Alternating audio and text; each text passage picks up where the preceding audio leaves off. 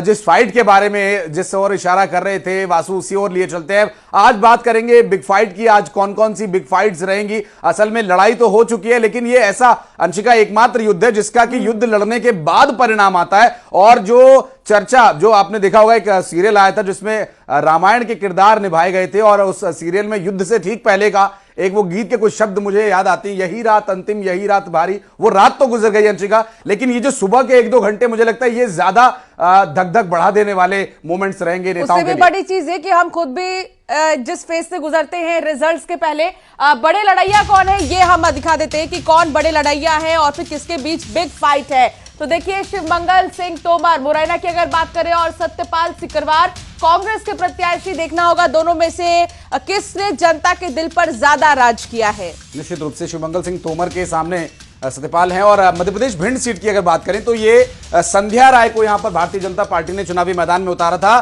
फूल सिंह बरैया के खिलाफ। फूल सिंह बरैया कांग्रेस पार्टी का वो चेहरा जिन्होंने कांग्रेस पार्टी के लिए हमेशा आगे बढ़ चढ़ कर काम किया है। भरत सिंह कुशवाहा और प्रवीण पाठक कांग्रेस के प्रत्याशी और बीजेपी के प्रत्याशी ग्वालियर से।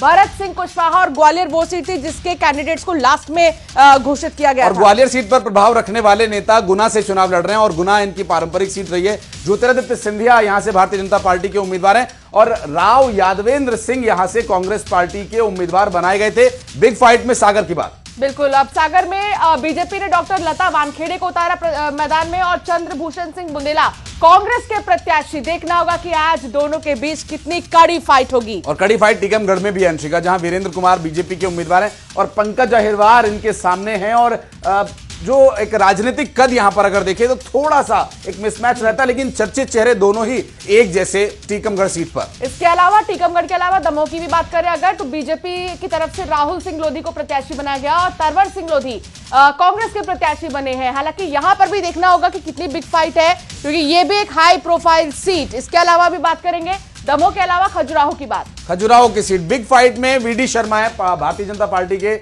प्रदेश अध्यक्ष हैं। आरबी प्रजापति, हालांकि यहां पर अंशिका कुछ चीजें अलग तरीके से हुई, जिसमें एआईएफबी के कैंडिडेट को यहां से प्रत्याशी को समर्थन दे दिया गया इंडिया की तरफ से। सतना की भी बात करेगा तो गणेश सिंह बीजेपी के कैंडिडेट और कांग्रेस के सिद्धार्थ कुशवाहा के बीच बिग फाइट होगी। यहां पर सतना में गणेश सिंह वर्सेस सिद्धार्थ। और रीवा की बात करेंगे, रीवा में जनार्दन मिश्रा भारतीय जनता पार्टी के उम्मीदवार हैं।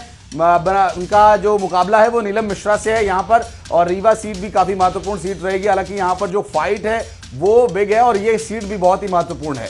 सीधी की भी बात करेंगे, सीधी में डॉक्टर राजेश मिश्रा वर्सेस कमलेश्वर पटेल होगा।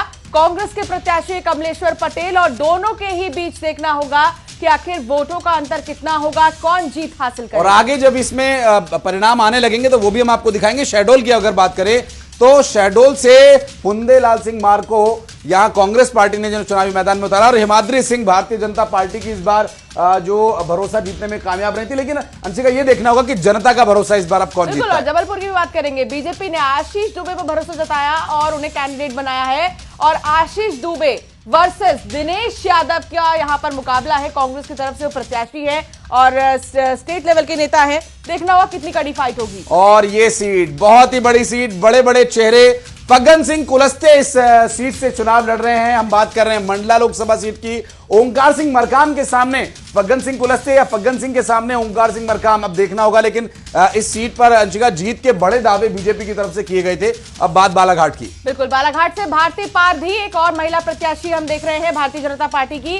भारती पारधी और सम्राट सारस्वत कांग्रेस के प्रत्याशी हैं और दोनों के ही बीच कड़ा मुकाबला, दो महिला कैंडिडेट के अलावा। एक और बार अब छिंदवाड़ा की बात। और छिंदवाड़ा सीट अंशिका, ये बहुत अच्छी सीट आई है जिस पर अभी तक चर्चा यही चल रही है कि आखिर कौन जीतेगा। क्या विवेक बंटी साहू को उनके अब तक किए गए कामों का परिणाम मिलेगा? क्योंकि विवेक बंटी साहू लगातार चाहे विधानसभा का चुनाव हो चाहे लोकसभा का चुनाव लड़ते रहे नकुलनाथ और कमलनाथ के सामने, लेकिन बराबर उन्हें हार मिली अंशिका। लेकिन क्या इस बार वो पारितोषिक जिसके वो हकदार हैं या वो दावेदार हैं मिलेगा उन्हें?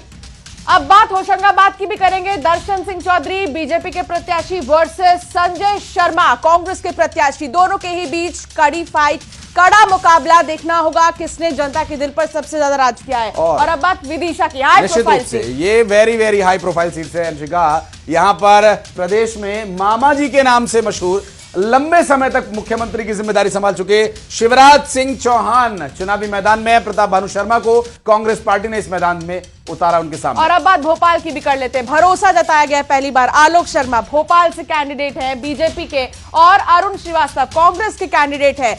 दोनों के बीच आलोक शर्मा के लिए तो प्रधानमंत्री नरेंद्र मोदी ने भी मेगा रोड शो किया था भोपाल में, तो ये बिग फाइट है। राजगढ़ की भी बात, और राजगढ़ रोडमल नागर के सामने दिग्विजय सिंह या दिग्विजय सिंह के सामने रोडमल नागर, ये अब से कुछ ही देर में घोषित अघोषित हो जाएगा। अभी तो अघोषित है परिणाम, अभी तो पहले राउंड की काउंटिंग होनी है अंशिका, और इस पहले राउंड की काउंटिंग में काफी दिलचस्पी बढ़ेगी। वो जो एक्साइटमेंट की हम बात कर रहे थे, वो जो ये 6 बजे से लेकर के 8 बजे तक का समय, वो एक्साइटमेंट, वो उन नेताओं के पैरों की पिंडलियों में एक कंपन सा भी जो बना हुआ है, वो कंपन धीरे धीरे कम होगा परिणाम स्पष्ट होने के साथ। अच्छा, किन दिग्गज ने कितनी रैलियां की हैं ये भी हम दिखा देते हैं दर्शकों को। प्रधानमंत्री नरेंद्र मोदी की देख लीजिए रैलियां, रोड शो 206, बहुत बड़ी संख्या है ये।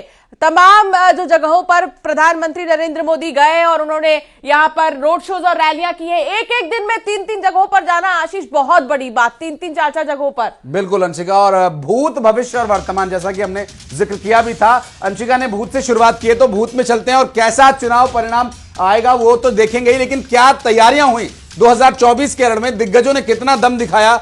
अमित शाह की बात करेंगे, रणनीतिकार हैं भारतीय जनता पार्टी के। रैलियां और रोड शो इनके 188, ऐसा लग रहा है जैसे ये किसी मैच का स्कोर है, किसी बैट्समैन का। 188 रैलियां और रोड शो नॉन स्टॉप। प्रधानमंत्री कहते रहे कि 24/7 फॉर 2047। और देखिए यहां पर बैक टू बैक जो रैलियों के जो सिलसिले हैं वो दिखाई दिए। जेपी नड्डा भारतीय जनता पार्टी के राष्ट्रीय अध्यक्ष ने कितने रैलियां की हैं?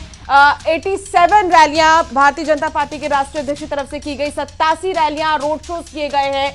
24 के रण के लिए तमाम दिग्गजों ने पूरा दम दिखा दिया। कांग्रेस की भी बात कर लेते हैं आशीष। कांग्रेस पार्टी के स्टार कैंपेनर और करता धरता भी जो इस वक्त जिम्मेदारियां संभाल रहे हैं, राहुल गांधी जिनके कंधे पर बड़ी जिम्मेदारी है। 107 उनकी रैलियां और रोड शोज रहे।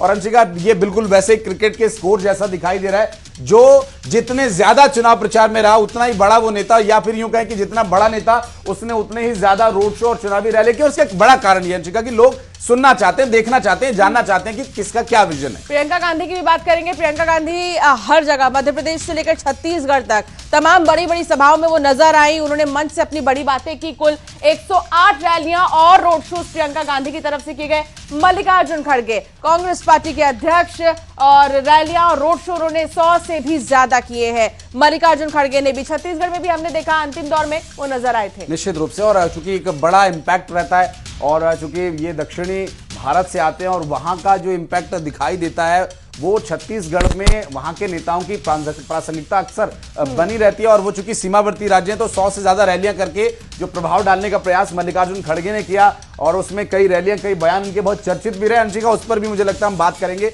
हालांकि 8 बजे के बाद जब रुझान आने शुरू हो जाएंगे तब तो मुश्किल होगा, लेकिन उससे पहले प्रयास ये जरूर होगा कि उन बड़ी बातों का जिक्र अपने दर्शकों से हम जरूर करें, जिसके बारे में हमने अभी चर्चा शुरू की है। ये भूत से शुरुआत हुई है, फिर वर्तमान पर आएंगे, और आगे भविष्य क्या होगा ये भी आगे आपको बताएंगे। न्यूज 18 मध्य प्रदेश छत्तीसगढ़ लगातार रुझान से लेकर परिणाम तक सटीक नतीजे आप तक पहुंचाएगा। बिल्कुल, और हमारी ये जिम्मेदारी है कि आप तक सबसे सटीक नतीजे पहुंचे, सटीक खबरें पहुंचे। और इसी वजह से सबसे पहले हम कोशिश करते हैं कि जो भी समीकरण बन रहे हैं, जिस भी तरह के समीकरण अलग अलग राज्यों में बन रहे हैं, उसके बारे में आप तक विस्तार से जानकारी पहुंचाएं। और सुबह से आपको, क्योंकि 2024 में क्या होने वाला है इसके लिए तो इंतजार करना होगा, लेकिन अगर थोड़ा और पीछे जाए हम 2019 की अगर हम बात करें, तो 2019 को भी समझना बहुत जरूरी है कि 2019 में कितना दम नेताओं ने दिखाया था, कितनी सीटें किसको मिली थी, और इस बार कितना बड़ा डिफरेंस यहां पर देखने को मिलेगा। तो 2019 भी नहीं भूलना चाहिए। मध्य प्रदेश की 29 सीटों में से 28 सीटों पर बीजेपी ने जीत हासिल की थी, महज 1 सीट छिंदवाड़ा की, जहां इस बार भी बिग फाइट है।